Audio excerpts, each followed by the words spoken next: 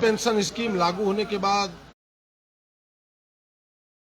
इस राज्य में लाखों नौजवान जो अनुबंध कर्मी थे भिन्न भिन्न विभागों में, या संविदा के आधार पर बहाल नौजवान थे, या दैनिक भोगी कर्मी थे, या फिर आउटसोर्सिंग कंपनियों के माध्यम से काम कर रहे लोग थे, उनकी एक आशा जगी है कि भाई हमारी समस्या का भी कोई ना कोई समाधान होगा। उस दिशा में सरकार बढ़ेगी और सरकार ने कमेटी भी बनाई उसके समाधान के लिए।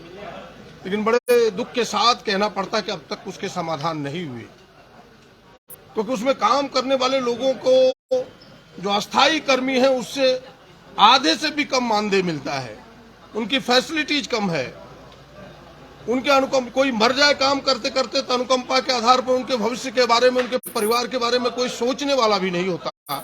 तो हमने पूरे विषयों को भिन्न भिन्न विभागों का, चाहे शिक्षा विभाग हो, बिजली विभाग हो, स्वास्थ्य विभाग हो, या फिर ग्रामीण विकास विभाग हो, सचिवालय हो, जिला मुख्यालय हो, तमाम जगहों के प्रश्नों को एक साथ समेट के लाया था कि सरकार ऐसे लोगों के भविष्य को ध्यान में रखते हुए एक अस्थायी निदान निकाले। सरकार ने कही है कि हमने एक समिति बनाई है और जल्दी ही त्वरित कार्रवाई करते हुए इसके समाधान करेंगे। हमने इस प्रश्न को अब तक जिंदा रखा है, जब तक इसका समाधान नहीं होगा।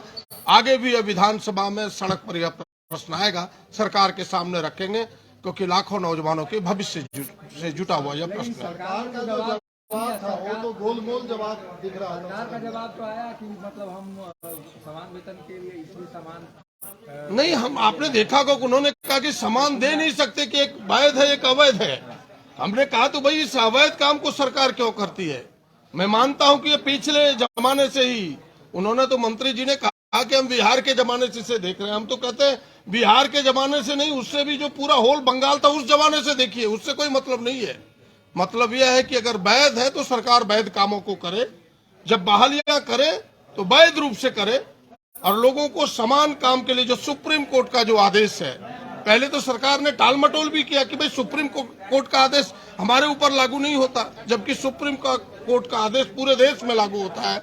इन तमाम प्रश्नों को रखा है। हमें लगता है कि सरकार ने मेरे प्रश्नों को गौर जरूर किया होगा, उनके अधीन काम करने वाले लोगों ने गौर किया होगा। उन्होंने आश्वस्त इतना किया है कि इसके समाधान के रास्ते निकालने के लिए सरकार चिंतित है। मुझे विश्वास है कि सरकार इसके कोई न कोई रास्ते निकालेगी। नहीं निकालेगी तो हम जैसे प्रतिनिधि स्वतंत्र है फिर से प्रश्नों को सरकार के सामने रखने के लिए, यही मेरी जिम्मेवारी है। फिर से इस जिम्मेवारी को सामने लाए।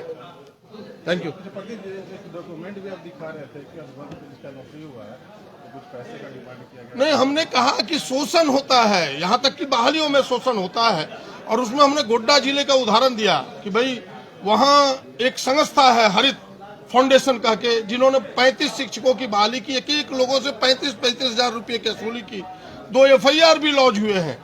और ये केवल एक छोटा सा उदाहरण है, राज्य में ये सैकड़ों उदाहरण इस प्रकार पड़े हुए हैं। सरकार को इस शोषण से भी नौजवानों को बचाना चाहिए। ऐसे जो बाई एजेंसी है, ऐसे एजेंसी पर कार्रवाई करनी चाहिए और उनके भविष्य को सुरक्षित करने का प्रयास करना चाहिए।